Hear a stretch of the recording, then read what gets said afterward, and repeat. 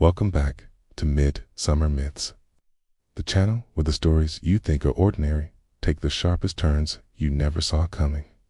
Tonight's story begins on a quiet street in suburban America, where an elderly black man, carrying nothing but dignity and history, crossed paths with a cop who thought he was above the law. What that officer didn't know was that the man he brutalized wasn't just anybody. He was a legend. One who had spent decades hunting the very corruption now staring him in the face. Stay tuned, because what starts as an abuse of power ends in a reckoning no badge could shield. The sun was just dipping low behind the neighborhood rooftops, painting the streets in golden hues, when Henry Collins locked his modest front door and began his slow walk toward the corner store. He was 82 years old, his movements deliberate but steady, his frame lean and wiry. As two strangers, Henry looked like any other retiree, the kind of man who spent afternoons tending a small garden, waved to neighbors with a warm but unassuming smile. What no one could see, at least not at first glance, was the life Henry had lived. Inside that wiry frame beat the heart of a man forged in fire, a man who had stared down drug lords, infiltrated crime syndicates, and cracked cases that even the Bureau's toughest agents couldn't touch. He had retired nearly 2 decades earlier, vanishing into civilian life like a ghost. And that's how Henry liked it. Quiet, ordinary, invisible. But ordinary nights don't make legends, and this night wasn't going to stay ordinary for long. Henry's walk was interrupted, halfway down the block, by the low growl of a police cruiser idling at the curb. The car's lights weren't on, but the officer inside had been watching him. Henry noticed it immediately, the shift of eyes, the subtle suspicion that seemed to follow him with every step. At his age, he had learned to sense tension before it even surfaced, a survival instinct honed during his years in undercover work. Still, he kept his posture relaxed, his hands visible, his pace steady. The cruiser door creaked open. Out stepped a man in his 30s, stocky, clean-shaven, with mirrored sunglasses, even though the sun was nearly gone. His uniform was crisp, but his stance was heavy with arrogance, the kind of man who carried the badge like a weapon more than a responsibility. "Hey," the officer barked, voice sharp and commanding. "Where do you think you're going?" Henry paused, eyebrows raised ever so slightly. "Just head into the store," he replied, his tone calm, measured. But the officer wasn't satisfied. Hey, walked closer, boots striking the pavement with theatrical weight. "At this hour, store's not your business, old man." "What are you doing in this neighborhood?" Henry tilted his head. He lived on this block. He had for 30 years. He'd raised 2 children here, buried his wife here, and watched generations of families move in and out. Yet this cop spoke as if Henry were an intruder, a stranger, someone out of place in his own home. "Officer," Henry said carefully, "I live right here. Been here longer than most folks on this street. It's going to pick up some milk, nothing more." The cop smirked, lips curling into something that wasn't amusement so much as disdain. "Sure you do," he said. "ID. Now." Henry sighed softly and reached for his wallet. His hands were steady, deliberate, slow enough not to alarm. But even before he pulled the worn leather billfold from his pocket, the officer's hand twitched toward his holster. It was the kind of tension Henry knew too well. He had seen it in hostile interrogations, in stakeouts gone wrong, in the eyes of men itching for an excuse to escalate. And though Henry had retired from the Bureau long ago, the instincts hadn't left him. He knew he was walking on the edge of something dangerous. He handed over the ID. The officer glanced at it, then scoffed. "Henry Collins, huh? That's supposed to mean something to me?" "No," Henry replied simply. "It just means that's who I am." The officer sneered, shoving the ID back. "You look suspicious, out here creeping around." Keep it like you. Always got some excuse. Henry's jaw tightened. He wanted to let it slide. Wanted to keep his composure, his dignity. But a lifetime of fighting for justice made silence a bitter pill to swallow. People like me, he repeated, his voice steady but cold. The cop leaned in, invading Henry's space. Don't get smart with me. You're lucky I don't put you in cuffs just for mouthing off. And that's when it happened. The shove, sudden, forceful, unnecessary. The officer pushed Henry back against the hood of his cruiser, pinning him there with a forearm pressed into his chest. Pain shot through Henry's ribs, sharp and immediate.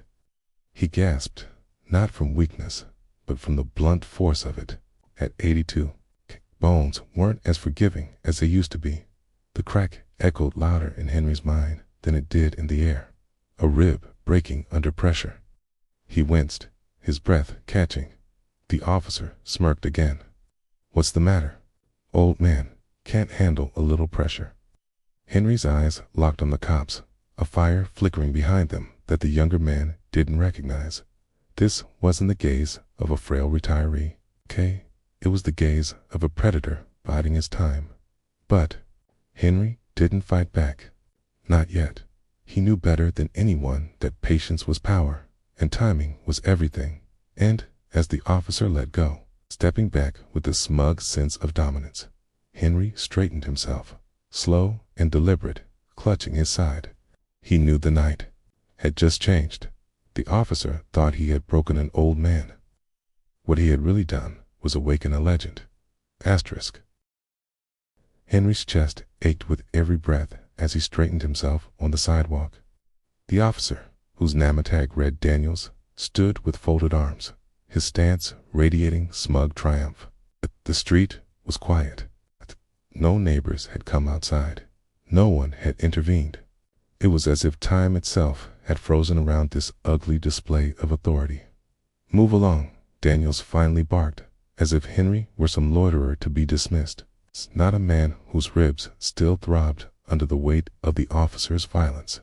Henry said nothing. He collected his wallet, tucked it back into his pocket, and started back toward his house. He wouldn't make it to the corner store tonight. Each step sent sharp jolts of pain up his side. His breaths shallow to avoid the agony of expanding his lungs too far behind him.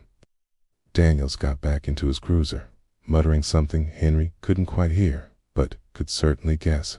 Something about old men who don't belong, or teaching respect. It wasn't the first time Henry had seen men like Daniels power-drunk, prejudiced, blind to the weight of their actions.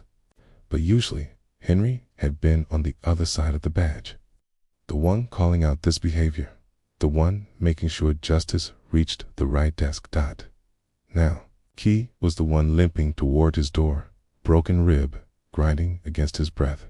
By the time he made it inside, Henry's shirt was damp with sweat. His hand pressed hard against his ribs, as if he could hold the pain still. He lowered himself into the old armchair by the window, the one his late wife used to sit in with her knitting, and tried to steady his breathing. But the pain didn't ease. It sharpened. Key knew enough about anatomy to recognize it. A fracture. Maybe worse. With a shaky hand, he picked up the phone and dialed his daughter, Denise. Dad. Her voice came bright at first, then immediately concerned when she heard his strained tone. What's wrong? Need a ride? Henry said through clenched teeth. Hospital. Denise didn't hesitate. Within minutes, she was at his door, eyes wide with fear when she saw the grimace etched into his face. Dad, what happened?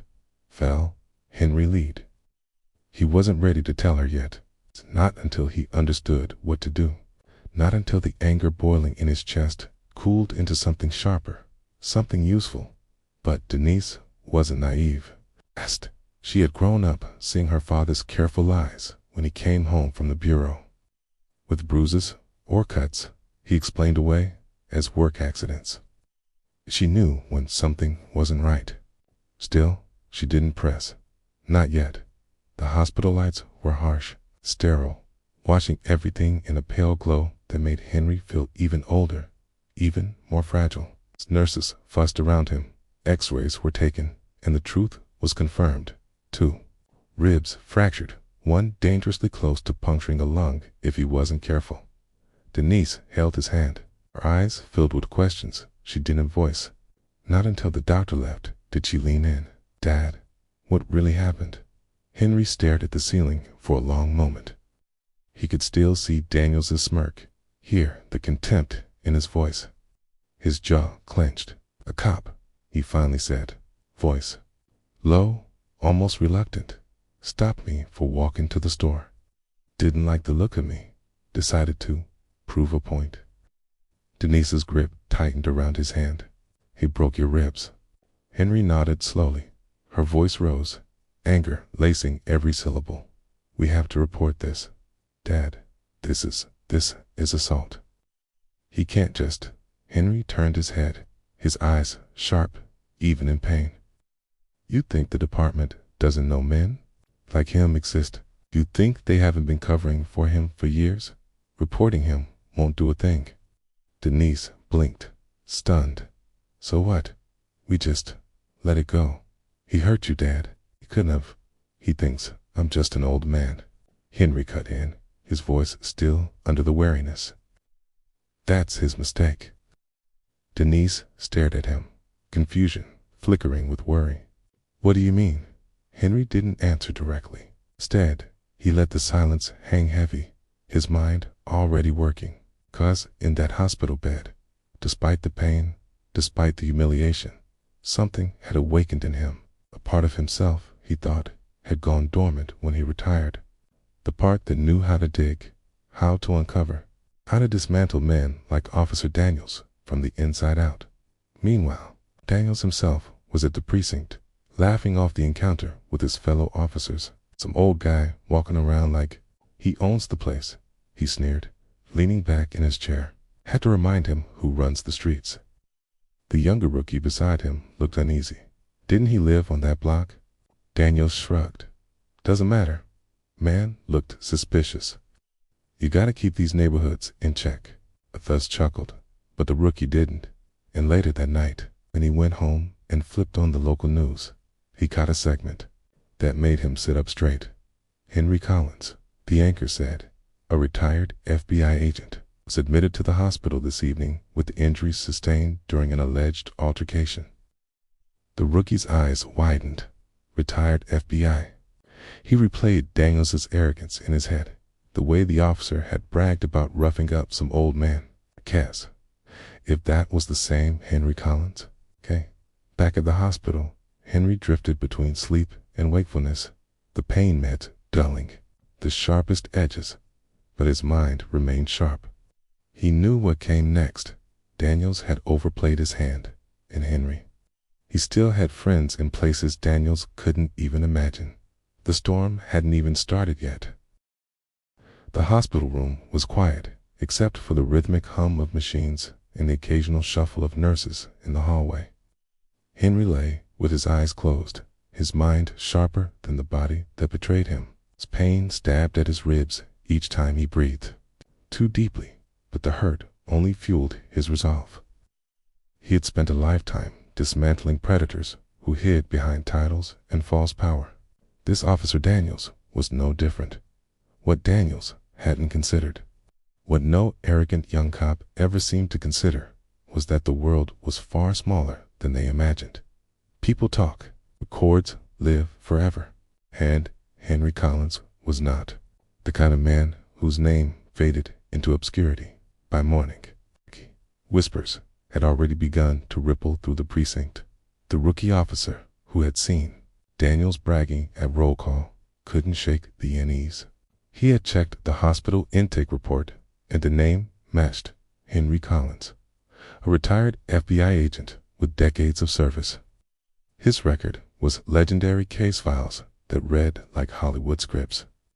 He had taken down mafia bosses, infiltrated drug rings, even uncovered corruption inside police departments themselves. The rookie didn't spread the word immediately. He didn't have to. Stories like that have a way of escaping all on their own. By mid-afternoon, 2 sergeants were whispering, about it near the coffee machine. You hear about Daniels? Roughed up some old man on Maple Street last night. Yeah? And? Leatta shrugged. The first leaned in. That old man's Collins. The Collins? Guy who ran Operation Iron Shadow back in the 90s. The second's eyes widened. He remembered the headlines. A massive sting that dismantled a trafficking ring stretching across 3 states. Collins had been the architect, the one pulling strings behind the scenes. A legend whispered about in law enforcement circles, even after retirement. If it was the same man, Daniels wasn't just in trouble. He was standing on a landmine. Daniels himself was oblivious, still puffed up with arrogance. He strutted through the precinct as if nothing had happened, laughing off the rookie's tight-lipped discomfort. Collins, Schmalins. He's just another geezer who got mouthy. Who cares what his name is? But deep down, a seed of doubt had been planted. Meanwhile, at the hospital, Henry's daughter Denise had stepped outside to make calls, one to her brother, another to the insurance company, and finally, reluctantly, to a name she hadn't heard in years but knew her father would approve of. When she returned to the room, Henry was sitting upright, the pain etched into his features, but his eyes burning with purpose. "You called him?" Henry asked quietly, not needing to specify who. Denise nodded. "He said he'd come." Henry leaned back against the pillows, exhaling slowly. Good. It had been a long time. But in this kind of fight, you didn't face the storm alone. That evening, a man in his 60s arrived at the hospital. He carried himself with quiet authority. His suit, sharp but understated. His salt and pepper hair was cropped close, his jaw clean-shaven, his eyes alert and calculating. "Collins," the man said with a small nod as he entered. Henry managed a faint smile. "O'Malley, you haven't changed much." The 2 men clasped hands, their grip firm despite Henry's injury. To Denise, it looked less like a greeting and more like an unspoken oath being renewed. O'Malley had once been Henry's partner at the bureau.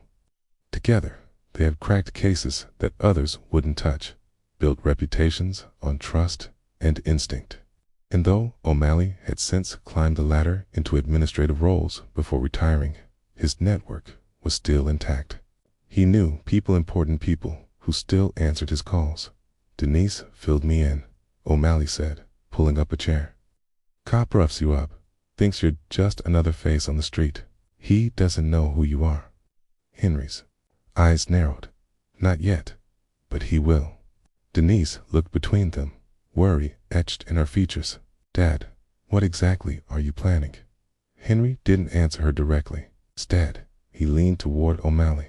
"What do you know about Daniels?" O'Malley pulled out his phone, swiping quickly. His name's Officer Mark Daniels. Joined the force 8 years ago. Records messy. Excessive force complaints, most dismissed. Some sealed. It's usually a red flag. He's got friends up the chain, looks like they've been shielding him. Henry wasn't surprised. He had seen the same pattern before in cities across the country. Men like Daniels thrived on protection, on silence, on the weight of the badge shielding them from accountability. "Then we do what we always did," Henry said softly.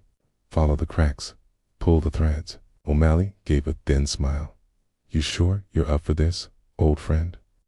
Henry winced as he shifted, his ribs reminding him of their fragility. But his voice was unwavering. "I don't need to chase him down alleys anymore. I just need to remind him and his bosses who they picked a fight with." Across town, Daniels was already starting to feel the shift. The precinct wasn't laughing at his jokes as loudly. The rookie wouldn't meet his eyes. And when he overheard 2 lieutenants muttering in hushed tones, he caught just enough to unsettle him. Collins, FBI legend. Daniels frowned, his stomach tightening. Could it really be the same guy? He tried to brush it off, but the doubt lingered. If it was true, then he hadn't just roughed up an old man. He had assaulted someone with a direct line to the highest levels of federal law enforcement, for the first time since the encounter. Daniels felt a flicker of fear. Back at the hospital, Henry sat quietly as Denise left to get coffee. O'Malley leaned in. "So, what's the play?" Henry's gaze was steady, cold.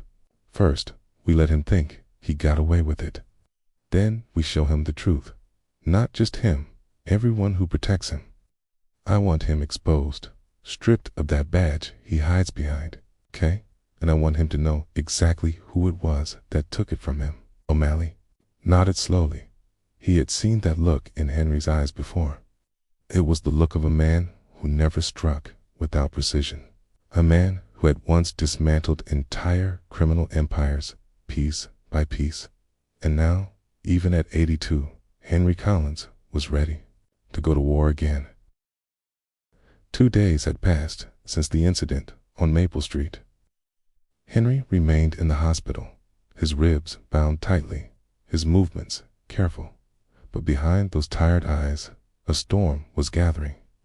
O'Malley had been by his side every evening, phone buzzing, constantly with calls to old contacts who still worked in federal offices. Henry didn't ask for favors often, but when he did, people listened. Daniels, meanwhile, walked through the precinct with less swagger than before. He tried to convince himself it was nothing, that the rumors were exaggerated, that Henry Collins was just another old man with a big name. But deep down, he knew the air had shifted. The rookies still wouldn't look him in the eye. The lieutenants kept their conversations short when he approached, and when he logged into his patrol system. That morning, he found himself suddenly reassigned to desk duty pending review. He slammed the keyboard harder than necessary, muttering curses under his breath. Just a formality, he told himself. They're covering themselves. It'll blow over. But his confidence was cracking. That afternoon, a manila envelope landed on the desk of the precinct captain. Inside were photocopies of Daniels's complaint, history incidents of excessive force, each one paired with statements from citizens who had mysteriously withdrawn their complaints days later. Anonymous letters had arrived too, painting Daniels as a bully in uniform. And stapled neatly on top of it all was a note, typed in bold. "This officer assaulted Special Agent Henry Collins Red. FBI, consider what happens if this story reaches national press." The captain's blood ran cold. He knew the name. Everyone in law enforcement circles knew the name. Henry Collins wasn't just some agent. He had been one of the Bureau's most decorated field operatives. Entire criminal organizations had crumbled because of him. To learn that Daniels had broken his ribs on a suburban street corner. The scandal could burn the department to the ground. That evening, Daniels was summoned to the captain's office. He swaggered in, trying to fake composure, but the look on the captain's face stopped him cold. "Shut the door," Captain said flatly. Daniels obeyed, heart thudding in his chest. "You have any idea who you put in the hospital?" Daniels forced a smirk. "Some old guy with an attitude." Right. The captain's fist hit the desk hard enough to make the pins jump. "That old guy is Henry Collins. 35 years with the Bureau. The man's practically a legend." Daniels froze. Smirk faltered. He swallowed hard. The captain leaned forward, eyes narrowing. "Do you understand the kind of storm you've brought down on this department? We're talking federal inquiries, media frenzy, congressional hearings. If this goes public, and guess whose name will be at the center of it?" Daniels's mouth went dry. I didn't know." "That's your problem," the captain snapped. "You don't think, you just act. And now you've made us all vulnerable." For the first time, fear dug its claws deep into Daniels's chest. He had always relied on his badge to shield him, always assumed the system would bend to cover his mistakes. But this wasn't some random complaint that could be buried. This was Henry Collins. If even half the rumors about him were true, Daniels wasn't up against a victim. He was up against a hunter. Back at the hospital, O'Malley returned with news. He set a small folder down on Henry's tray table. "It's working," he said with a thin smile. The department scrambling. Daniels has been pulled off the street. Internal Affairs opened a file this morning in your name. He chuckled softly. "Let's just say it's echoing through those halls like a ghost story." Henry leaned forward slightly, wincing against his ribs. "Good, but it's not enough. I don't want him suspended. I don't want a slap on the wrist. Men like him learn nothing from that. I want him stripped of that badge permanently. I want him to feel the weight of every life he's trampled on." O'Malley nodded. "Then we play it bigger. I still have friends in the press. One phone call and Daniels' name goes public, tied directly to yours. Once the public knows, the department won't be able to bury this." Denise, who had been listening quietly in the corner, finally spoke. "Dad, are you sure? Going public means attention.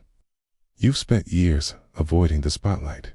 Henry's gaze hardened. "Okay, sometimes the light is the only thing that burns out the rot." And so the call was made. The next morning, headlines blazed across local news outlets. "Retired FBI agent assaulted by a local officer. Calls for accountability mount." Henry's photo, an old one from his bureau, day sat beside a current. "Hospital shot." The contrast was striking.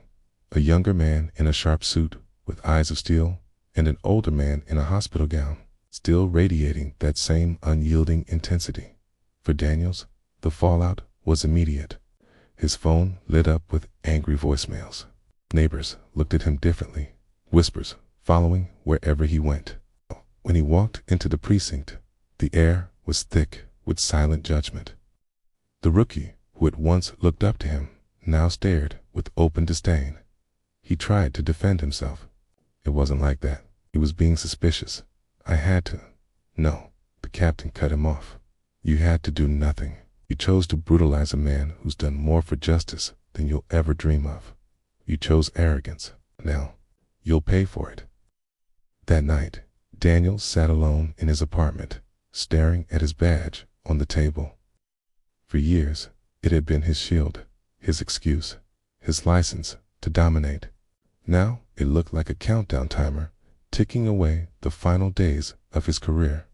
Meanwhile, in his hospital bed, Henry allowed himself a small, grim smile. Justice was never quick, never cleaned, but piece by piece, the truth was closing in. And Daniels, for all his swagger and bluster, was about to learn what it felt like to face a real reckoning. Because Henry wasn't just fighting for himself.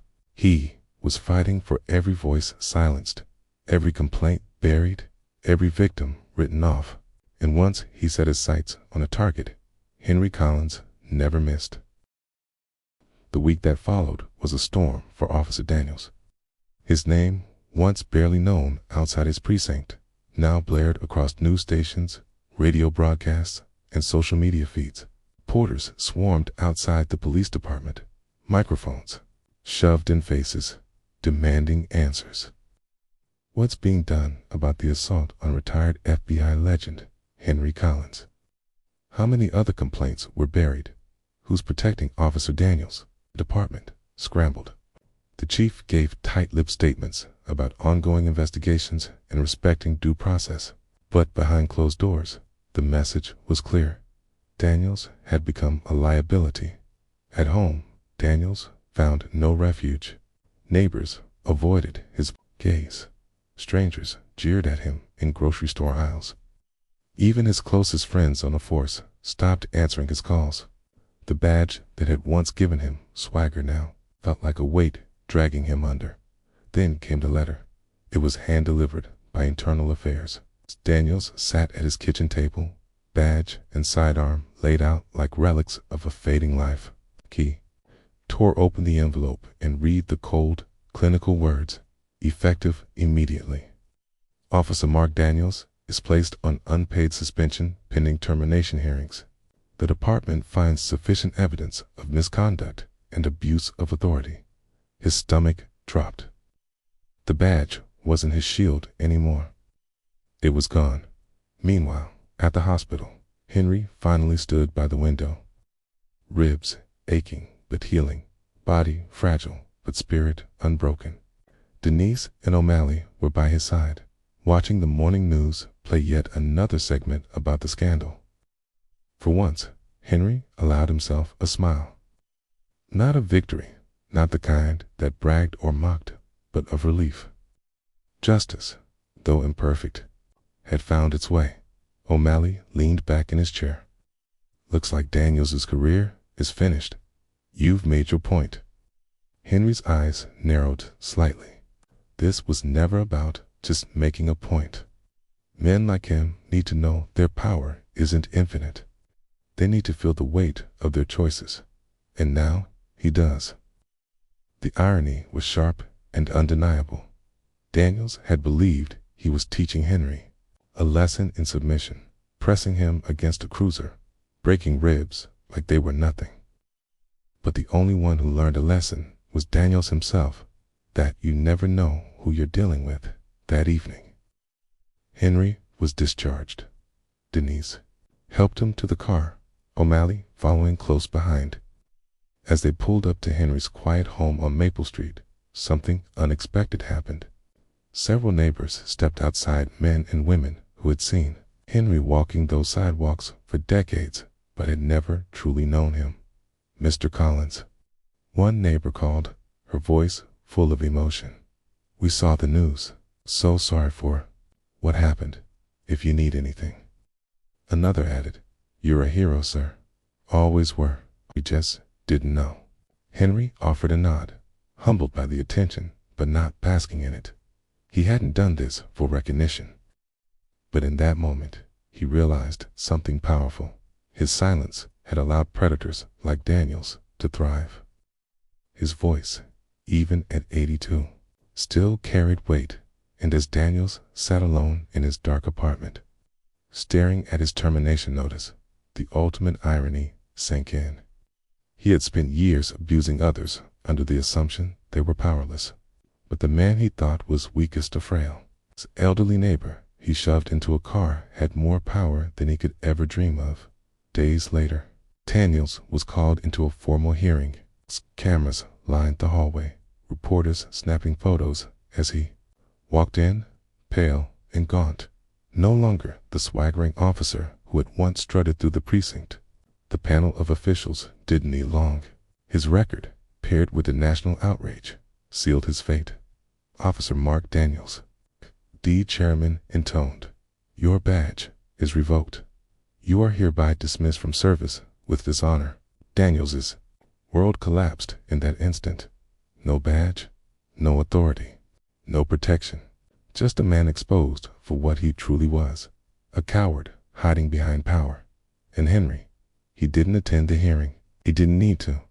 Sat on his porch with Denise, sipping sweet tea, letting the autumn air fill his lungs carefully.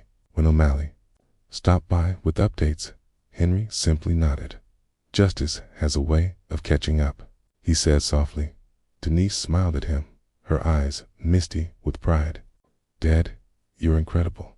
After everything, still stood tall. Henry chuckled, though it pained his ribs. I didn't stand tall. I just refused to bow. The story closed, not with a shout, but with quiet dignity. Daniels faded into obscurity, a cautionary tale of arrogance undone. Henry returned to his quiet life, carrying scars not just on his body, but in the deep lines of wisdom carved into his face. He had once been a legend, then a ghost. Now he was both a reminder that true power doesn't need to announce itself. It simply endures, and as the sun dipped low again over Maple Street, the lesson was clear. The strongest men are often the quietest, and the most dangerous mistake is underestimating them. This has been Midsummer Myths. If tonight's story gripped you, remember everyday lives can hide extraordinary truths. And sometimes the people you overlook carry legacies powerful enough to change everything. Don't forget to like, subscribe, and join us again, because the next story might just be the one you never saw coming.